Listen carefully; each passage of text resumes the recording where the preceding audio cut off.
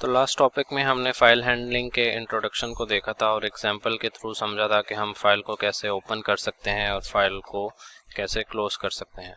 तो इस टॉपिक के अंदर हम देखेंगे कि हम फाइल्स के अंदर से डाटा रीड कैसे कर सकते हैं। तो जब भी हमने फाइल्स के अंदर से डाटा को रीड करना है तो हम fread का फंक्शन इस्तेमाल करेंगे।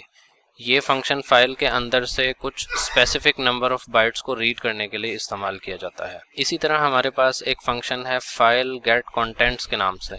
ये एक बहुत ही सिंपल फंक्शन है और इसके थ्रू आप एक कॉल के ज़रिए एंटायर फाइल का डाटा जो है वो रीड कर सकते हैं, यानी एक ही कॉल के अंदर आप सारी की सारी फाइल को रीड कर सकते हैं। तो जब भी आपने डाटा को रीड करना है fread के फंक्शन के थ्रू या फाइल गेट कंटेंट्स के थ्रू, तो आपने फाइल साइज़ को लाजमी ध्यान में रखना है।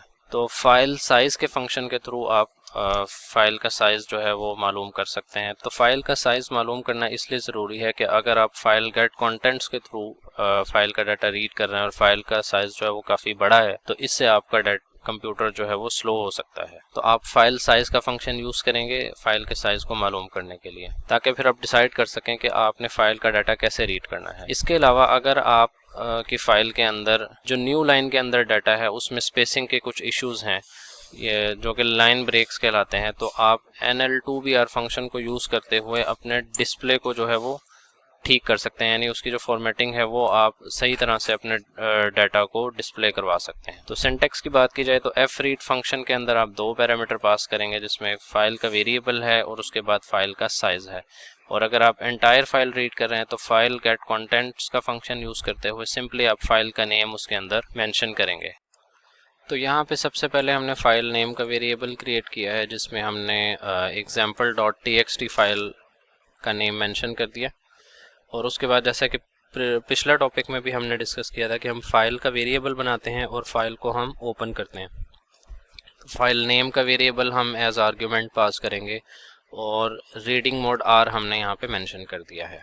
इसके बाद अगर फाइल के अंदर कोई एरर है तो लास्ट टॉपिक में हमने इफ़ कंडीशन यूज़ की थी, तो यहाँ पे भी हम इफ़ कंडीशन यूज़ करेंगे कि इफ़ वेरिएबल फाइल, अगर फाइल करेक्ट है। यहाँ पे हम एक दूसरा तरीका देख रहे हैं, पिछले में हमने नॉट ऑपरेटर यूज़ किया था इफ़ नॉट फाइल, और यहाँ पे हम लिख रहे हैं कि इफ़ फाइल, तो अगर फाइल एग्जिस्ट करती है, और अगर नहीं करती है उसमें कोई एरर है तो हम एल्स में सिंपली मैसेज इको करवा देंगे एरर ओपनिंग दिस फाइल। तो अब यहाँ पर इफ़ कंडीशन के अंदर हम लॉजिक लिख लेते हैं कि अगर फाइल एग्जिस्ट करती है या उसमें कोई एरर नहीं है, तो यहाँ पे एक हम फाइल साइज़ का वेरिएबल क्रिएट करेंगे और उसको हम इक्वल करेंगे फाइल साइज़ का फंक्शन हम यूज़ करेंगे यहाँ पे, और उसके अंदर हम सिंपली अपनी फ़ाइल का नेम जो है वो पास कर देंगे।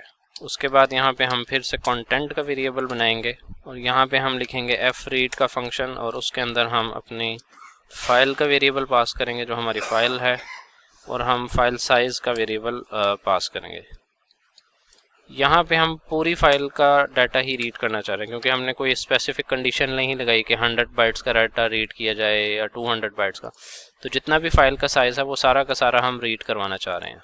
उसके बाद हमने सिंपली इको स्टेटमेंट यहाँ पे लिखी है और हमने लिखा है कि कंटेंट ऑफ द फाइल, और उसके बाद फाइल का जो भी कंटेंट है वो हमने न्यू लाइन के अंदर प्रिंट करवा दिया। तो इसको अब हम रन करते हैं तो आप देख सकते हैं कि फ़ाइल का जितना भी डाटा है, ये हमारी एग्जाम्पल टेक्स्ट फाइल है, तो सारा डाटा हमने रीड करके यहाँ पे प्रिंट करवा दिया। अब लेट्स सपोज़ कि यहाँ पे मैंने आपको बताया था NL2BR फंक्शन के बारे में, यहाँ पे कुछ स्पेसिंग का हम न्यू लाइन में इस तरह से डाटा यहाँ पे है और यहाँ पे देखें स्पेसिंग का इशू आ रहा है, यानी एक एक्स्ट्रा स्पेसिस है, तो उसको हम कैसे हैंडल करेंगे।